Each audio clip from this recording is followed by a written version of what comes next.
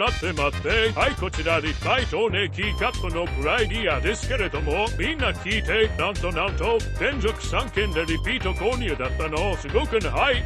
その気持ちすごくわかんの。1個つけるともう1つ2つ欲しくなるよね。そしてこちらはオーダーいただいたバレ耳のチワワちゃん。DM でやり取りしてる時にお写真と動画を送っていただいたんだけど、もう可愛いのなの。私動物大好きマンなのでね、マンナと癒されまくりました。もしペットとか飼ってる人いたら、インスタか TikTok の DM でオーダーしてもらえれば、できる限り頑張らせていただきますのでね。別に動物じゃなくても大歓迎なので、こんなの作れますかって気軽に連絡してくださいね。待ってます。